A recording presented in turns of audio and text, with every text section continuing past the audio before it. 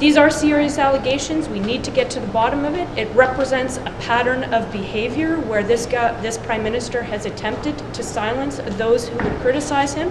Yesterday, he was asked the question. He attempted to defend it by saying very similar words to what he said when we heard his defense of the SNC-Lavalin scandal.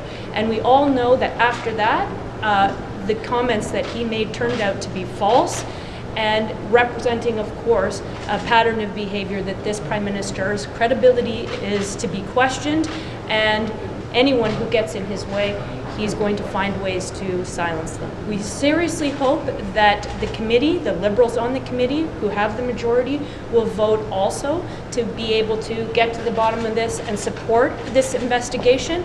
Anything less would in fact be a cover-up. The former diplomat, they hold short that of anything position. that breaches the Official Secrets Act, they have every right and every responsibility to contribute that expertise to the Canadian public. By the same token, any time that the PMO, the Prime Minister's office, is invoked, then clearly anyone in the public servant knows what is implied by leveraging that title, and that it is a way of communicating a severity and a seriousness to the conversation, and that they would like you to behave in a certain way.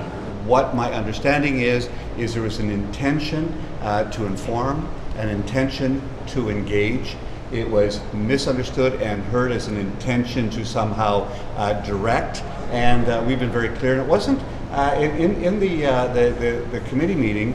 Mr. Kilholm said it was, that we were taking the Prime Minister's statement. It isn't the Prime Minister's statement on this. The statement came from public officials. These are from those in the Privy Council office and the Global Affairs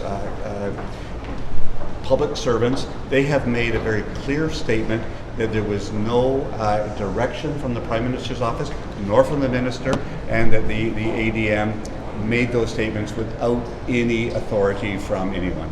Fast forward nearly 6 months. Here we are again. Justin Trudeau's office once again stands accused of political interference. This time by two former diplomats who say Global Affairs Canada, on orders from the Prime Minister's office, attempted to influence their public statements and criticisms on Canada's ongoing conflict with the government of China, again citing the upcoming election as justification for interfering. This is a pattern for Justin Trudeau. He abuses the power of his office to reward his supporters and silence his critics. He will trample on our democratic principles and the rule of law in order to win elections and hang on to power. And when he gets caught, he simply shuts down any attempt to get at the truth. So Canadians need to be very concerned that the political masters in the Prime Minister's office would be directing independent members of the public service to try to achieve a better political outcome for the party in power. That's outrageous. What I'm more concerned about is the message it sends to the government of China when you have the Prime Minister of Canada taking the types of measures that we're not normally see here in Canada, we would normally see in other countries that have these types of government controls over media and public discourse. That is more concerning to me.